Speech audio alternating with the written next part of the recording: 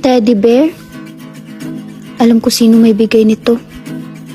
Henry, alam kong ikaw nagbigay nun. Ba't di mo na naipigay sa akin ng harap-harapan? Nahihiya kasi ako sa'yo. Lalo na't kasama mo mga kasquad mo. So kinakahiya mo na niniligawan mo ko? Hindi naman sa ganun. Paper flower for you, Sophie. Cutie! Ikaw pa gumawa? Thank you, ang cute. Sige, andyan na yung prof natin. Baka makita niya tayo. Do, nakita na nga eh. I saw Henry earlier. He was giving flowers to Sophie. Henry, Sophie, ano meron sa inyo? Nililiga. Pinabigay lang po ng tropa ko sa kanya yun, ma'am. Agoy, dininay ka. Look, I'm so sorry. Natakot lang talaga ako sa prof natin. Ang tagal mo nang naniligaw sa akin, pero hanggang ngayon ganyan ka pa rin? Sorry talaga, di ko na uulitin. Hindi na talaga. Kasi pinapatigil na kita sa panliligaw sa akin. Uy, please, wag naman.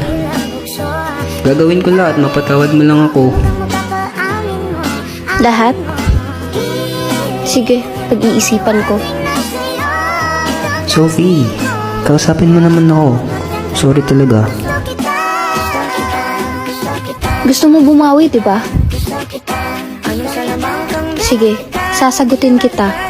Pag nakantahan mo ako sa lahat ng mga kaklase natin. Seryoso ka ba?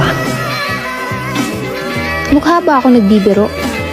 Niyaya ko si Henry kanina mag-mall kasama ka. Kaso sabi niya busy daw siya.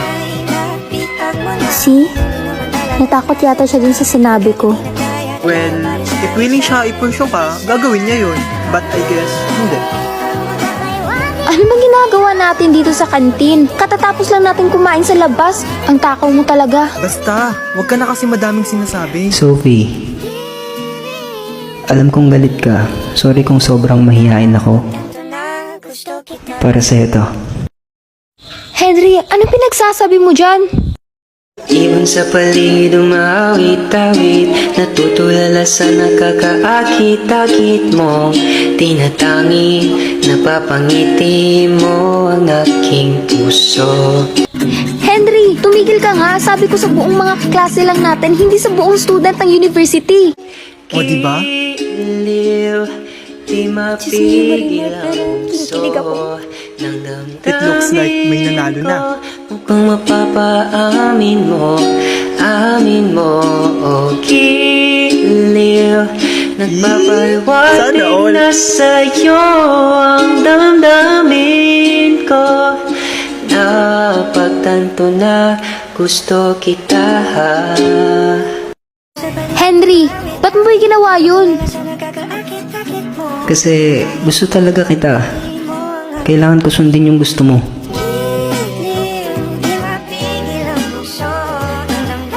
Oo na, sige na. Ibig sabihin, Oo na, sinasagot na kita.